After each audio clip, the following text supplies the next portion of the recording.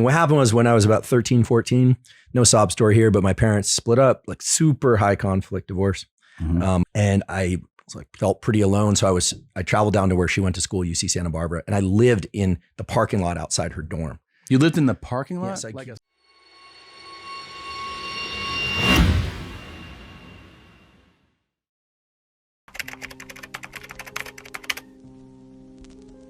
long story made short is that I was on a standard track of every kid, played soccer, did swim team in Palo Alto. A lot of kids down at the end of my street grew up, skateboarding and building ramps and forts. And you got into that too? Got into all that. I got really into the skateboarding thing. What happened was when I was about 13, 14, no sob story here, but my parents split up, like super high conflict divorce. But they read basically the rule book of what not to do in a divorce and basically just like systematically broke every one of those. So I went a little bit feral, or a lot feral, from about 14 until 19. Fell straight into the skateboarding community. At that time in the early 90s, the so-called Embarcadero EMB crowd was really spinning up. Some amazing skateboarding. Rob Dyrdek came out to the EMB and would hang out, but there was a ton of amazing skateboarding, a lot of fights, a lot of drugs, a lot of alcohol, a lot of pregnant girlfriends, a lot of chaos. You were involved in all that? Not every single one of those things. I won't. My checklist. I was like, that's a fucking summer, bro. A lot of people dead in jail. It was crazy. Okay. But the skateboarding was amazing. Yeah. I made amazing friends, and so from a pretty early age, I found that being in a big pack of guys, because at that time skateboarding was mostly just guys, was my family. And so I started traveling for skateboarding. Admittedly, and I have to be careful here because the skateboarders will like pick me apart. I wasn't very good. I was okay. Got a little sponsor. I think they put me on for sympathy, but I was really part of that community. Which translates to, I'm way better than your average skateboarder, but I'm not as good as the very best. Yeah, I kept getting broken. I kept, as a skateboard kid say, getting broke off. I broke my left foot 5 times. God damn. I just didn't, my body hadn't fully developed. I'd hit puberty, but somehow, I had a long arc of puberty. I think I'm still going through it. Yeah, and that's good. That's good. And I see your hair's coming in. Yeah, little by little. Yeah. And I grew up quick as a consequence of those years. I learned, hey, look, a lot of kids just don't go to school. They just don't go. So I stopped going to school, doing a lot of skateboarding. And the whole thing of being truant got me in some trouble.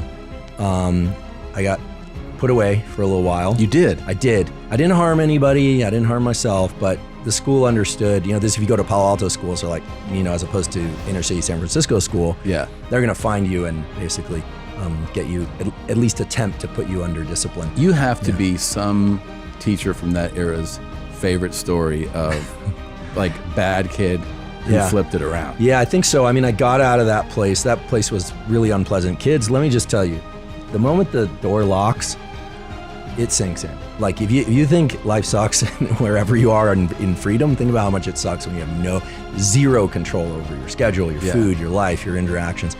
But I learned a lot in there, and I learned that maybe I wasn't responsible for everything. I was still a minor, that was happening to me.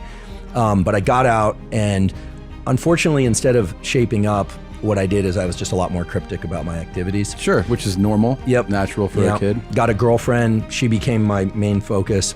I wasn't skateboarding quite as much after that because I got hurt.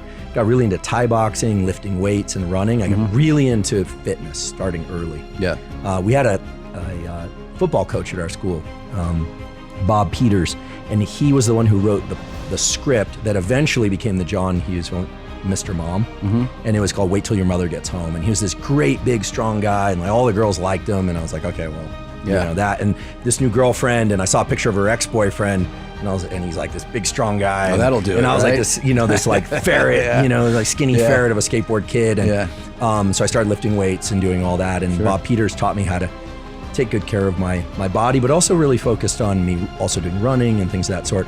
Anyway, in those years, I'd love to say that I got right back into school, but I really didn't. I didn't perform well in school. I was getting into fights a lot. I was troubled. I was, I've never been a drug alcohol guy, but I dabbled in some substance abuse back then.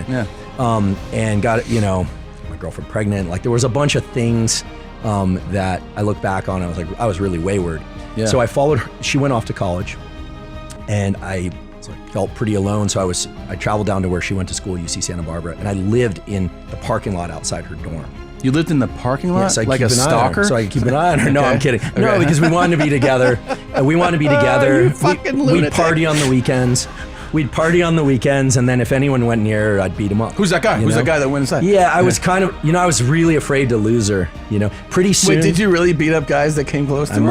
I might have. And you know what? This is, and I don't recommend this. But you know what? It quote unquote worked in the sense that it works. She was just like, you're my protector. You're the person that's really there for me. So we got a pet ferret. We had, the whole picture. And at this time, this is like college. I should have been. She was a year older than me, so I should have been in high school. But you've now been lifting and throwing bombs for a few years, right? It's really bad, guys. Don't do what I did, because it will leave an impression. I was determined to keep her. And then, so we'll get back to how this can all go badly wrong. Yeah. So what happened was, I had to figure out a way to get into college. Yeah. Because she was there, and I didn't think I'd go to college, but I thought, okay, what am I good at? Basically nothing.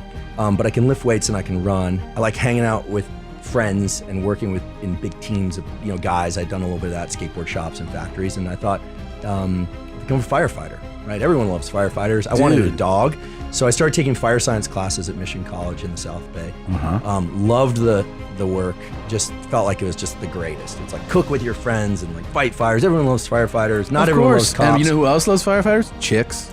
I decided I was going to become a firefighter. Okay. But then someone out at Mission College said, listen, you stand a much better chance of going up the ranks in the fire department if you have a bachelor's degree. And so I took the SAT. I have no idea how it happened, but I somehow managed to break 1,000, not by much. I thought you were about to say 1,600. No. I was like, you son of a bitch. My girlfriend was like in the high 1,500s. I went to a school where literally they'd publish that as a double-page spread of who was going to what school. Yeah, Harvard early admission, blah, blah. I took the SAT, I applied to UC Santa Barbara, and somehow I got in. I wrote an honest essay. It just said, listen, I was not a good student. I had some challenges early on, but I take responsibility for them. My girlfriend goes to UCSB. I want to be a firefighter. I want a Dalmatian. I live in the parking lot. I live in the parking lot. And it obviously touched a chord, and so the lesson there is kids, tell the truth on your entrance exams.